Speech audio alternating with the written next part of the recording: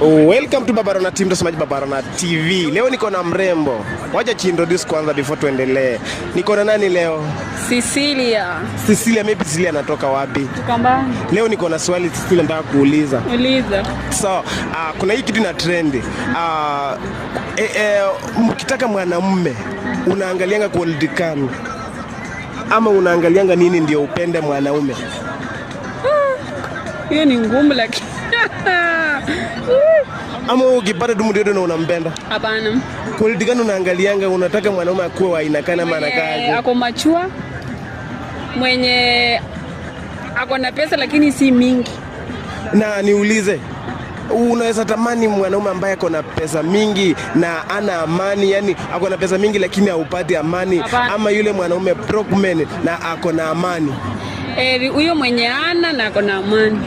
So ni nini ambacho kinafanya unapenda yule mtu ambaye mwenye ako ana na ako na amani? Juu akiwa na pesa hata ni stress, na pesa yenyewe sijui ameitafuta aje. Nataka yenyewe tunaweza tafuta na yeye. Una date? Yes. Uko kwa ndoa ama una date? Niko kwa ndoa. Mtazamaji Babarona TV, kama ulikuwa hapo una expect kama unaweza pata Cecilia ametuambia ako kwa ndoa. Na maybe watu wakubudget social media kila mahali.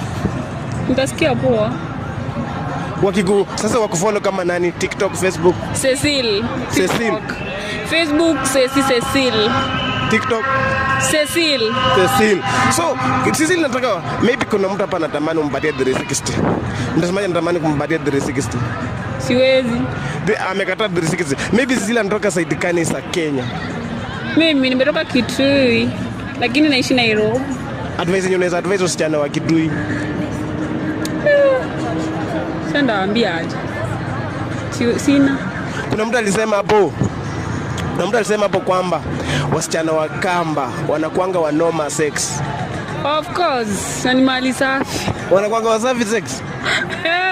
Advice hapo mwanaume mwenye akapo nje mwenye hajapata mkamba. Atafute mkamba. Mkamba ni mali na mkamba anakanga kwa ndoa. Thank you so much mtazamaji wa Babarona TV. Kama hujatafuta mkamba, tafuta mkamba. Yaani wewe ni